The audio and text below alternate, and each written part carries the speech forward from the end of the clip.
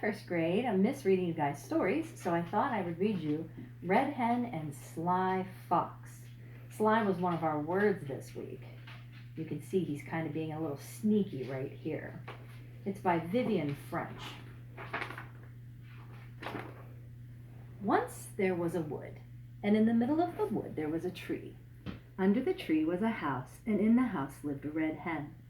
All the animals in the woods loved Red Hen because she was kind and careful. She mended and sewed for everyone, asking for nothing but a please and a thank you in return.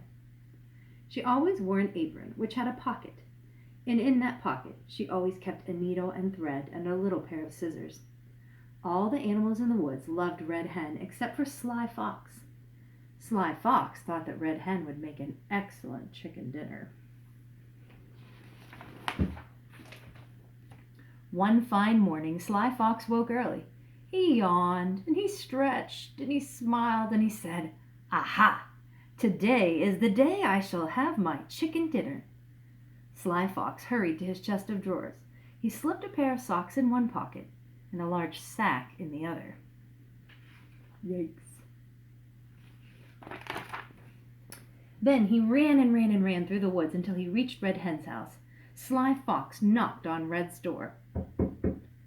"Who's there?" called Red Hen. "Why, it's only me, Red Hen," said Sly Fox as she opened the door. "I've got a pair of socks with holes in the toes, and I wondered if you would be so kind as to darn them for me." "Come right in," invited Red Hen. Do you think she should go in? Let him in, I mean. In bounded Sly Fox. Immediately he snatched the sack from his pocket and tried to slip it over Red Hen's head, but she was too quick for him. Up, up, up she flew to the very top of the cupboard, where she peered down at him. "Why, Mr. Fox," she said, "that is not nice. I offer to darn your socks for you, and you try to put me in a sack. That is not nice at all, Mr. Fox." Sly Fox said nothing. He simply turned himself around and around and around until Red Hen, watching him, felt her own head spin round and around and around. She grew so dizzy that she fell off the top of the cupboard right into the open sack below her. "Aha!" cried Sly Fox. "Home we go!" And he ran out of the house carrying Red Hen and the sack on his back. Sly Fox ran and ran and ran through the woods, but the sun was very hot, and Red Hen was very heavy. Sly Fox ran slower and slower and slower until finally he stopped.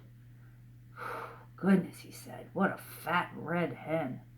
I think I'll rest a while." He sat down on a grassy bank and put the sack close beside him. He tied the top as tight as he could. Then he lay back in the sunshine and shut his eyes.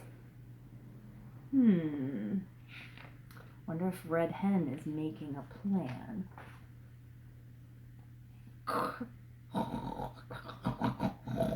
Snored Sly Fox. He was fast asleep. Beside him in the sack was Red Hen, who was wide awake. She was thinking hard.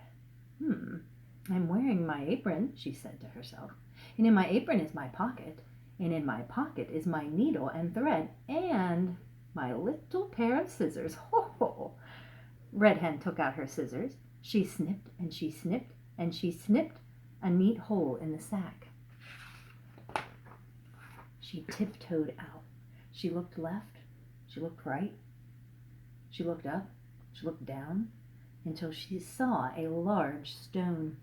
She hauled the stone into the sack, then pulled out her needle and her thread. She stitched and she stitched and she stitched up the hole with such tiny little stitches that no one would ever have known there had been a hole there. Then she ran and ran and ran all the way home and made herself a strong cup of tea. Sly Fox slept until the sun went down.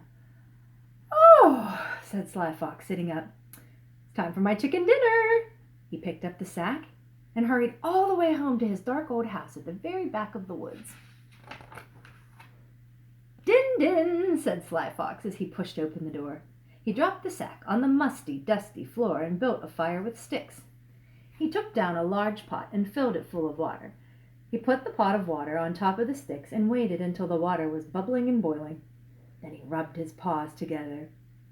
"Wakey, wakey, Red Hen," said Sly Fox, shaking the sack. He untied the top and tipped the sack over the water. The stone fell in with a giant splash. "Yow!" shrieked Sly Fox as the boiling water splashed on his whiskers. "Yow!" shrieked Sly Fox as the boiling water splashed on his paws. "Ow!" shrieked Sly Fox as the boiling water splashed on his fine, bushy tail. Then he turned himself around and he ran and he ran and he ran to the very edge of the woods and out and over the other side and was never seen again. Red Hen continued to live happily in her house under the tree and to mend and sew for all the animals in the woods. She always wore her apron with the pocket, and in the pocket she always kept a needle and thread and her little pair of scissors. The end. Turns out Red Hen was the sly one after all, huh? Have a good day.